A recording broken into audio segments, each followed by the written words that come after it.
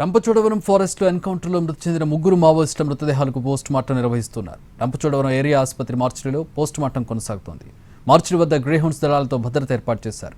కింటకూరు వద్ద దట్టమైన అటవీ ప్రాంతంలో ఏపీ గ్రేహౌండ్స్ బలగాలు జరిపిన ఎదురుకాల్పుల్లో మావోయిస్టు కేంద్ర కమిటీ సభ్యుడు Gajarla Ravi alias Uday, AOB special zonal committee సభ్యురాలు అరుణ, రక్షణ దళ సభ్యురాలు అంజు మృతి చెందారు.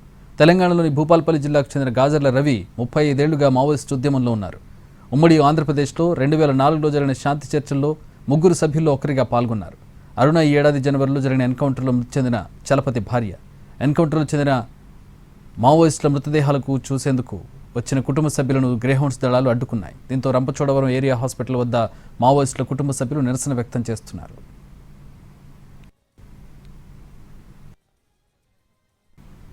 దీనికి సంబంధించి మరిన్ని వివరాలు మా ప్రతినిధి శ్రీనివాస్ అందిస్తారు.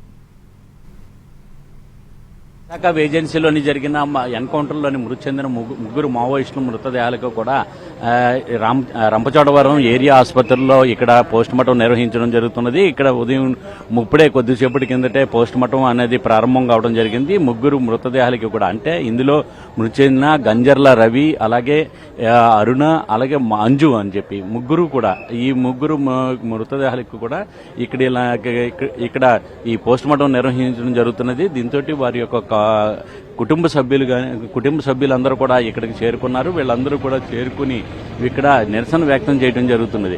ఏంటంటే వీళ్ళందరినీ కూడా కనీసం ఇక్కడ ఎన్కౌంటర్లో చనిపోయిన ఈ ముగ్గురు మావోయిస్టుల మృతదేహాలను కూడా చూడడానికి కూడా కనీసం వెళ్ళనివ్వలేదని చెప్పి, తమని చూడటానికి వెళ్ళనివ్వట్లేదని చెప్పేసి వాళ్ళందరూ కూడా ఇక్కడ ఆందోళన వ్యక్తం చేయడం జరిగింది. అయితే దీంతో పోస్ట్ మార్టం అనంతరం కూడా మేము మృతదేహాలను మీకు అప్పగిస్తాం, అప్పటి వరకు కూడా చూడటానికి లేదన్నారు. దీంతో ఏరియా హాస్పిటల్ దగ్గర గ్రేహౌండ్స్ బలగాలను కూడా భారీగా ఏర్పాటు చేసి ఇక్కడ భద్రతా ఏర్పాట్లను అంతా కూడా ఏర్పాటు చేయడం జరిగింది. దీంతో ఇక్కడ చూసినట్లయితే గట్టి బందోబస్తునంతా కూడా ఏర్పాటు చేయడం జరిగింది. గంజర్ల రవికి సంబంధించి ఇలా బ్రదర్ ఉన్నారు, ఆయన అడిగి కూడా తెలుసుకుందాం.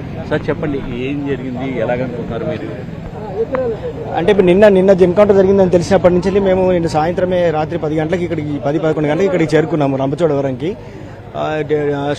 కనీసం శవాలు చూపించినట్లయితే మేము శవాలని గుర్తుపట్టాలనేటువంటి ప్రయత్నంలో ఉన్నాము.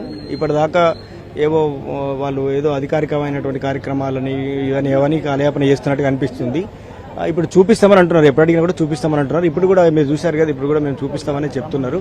మేము కనీసం మా రక్త బంధువుల్ని గుర్తుపట్టడానికి కనీసం వాళ్ళే కాదా నిర్ధారించుకోవడం కోసం మాకు శవాలైనా చూపించామని అడుగుతున్నాం. దాని తర్వాత మిగతా పోస్ట్ మార్టం ప్రాసెస్ వాళ్ళు గంట లేటుగా చేసినా మేము దానికి సిద్ధంగా ఉన్నాం. కానీ శవాలను చూపెట్టకుండా కుళ్ళబెట్టడం ఎందుకు అనేది మేము సీరియస్గా విజ్ఞప్తి చేస్తున్నాం, డిమాండ్ కూడా చేస్తున్నాం. తను వెళ్ళి 25 ఏళ్ళు అవుతుందండి. మాకు నిన్న తెల్లవారుజామున న్యూస్లో తెలిసింది విషయం.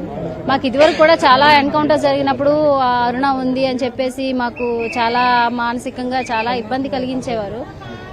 తర్వాత తను కాదు అని పొరపాటుగా వచ్చిందని చెప్పేసి మళ్ళీ చెప్పడం జరిగింది. అందుకని నిన్న తెల్లవారు నుంచి మేము ఆఫీసర్లతో వాళ్ళతో మాట్లాడడానికి చాలా ప్రయత్నాలు చేశాం, కానీ ఆఫీషియల్గా ఏమీ డిక్లేర్ చేయలేదు.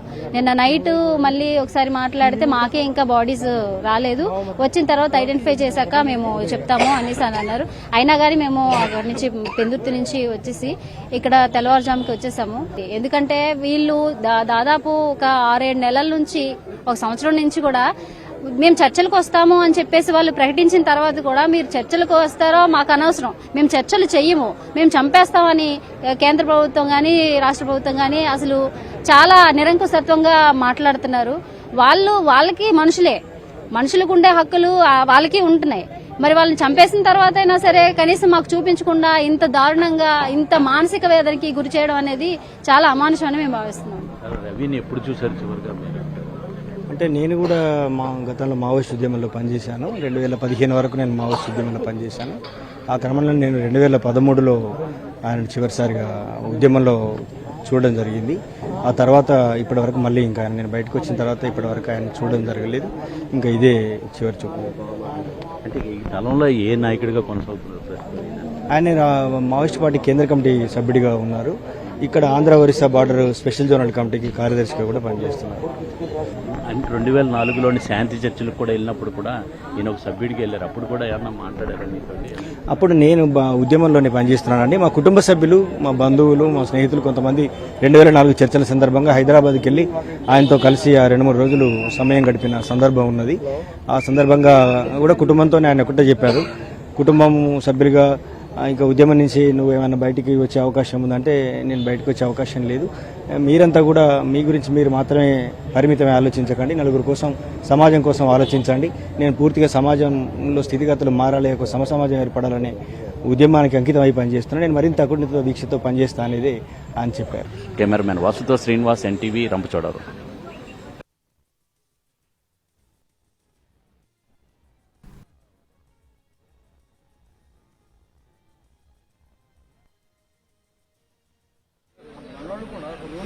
ఎందుకంటే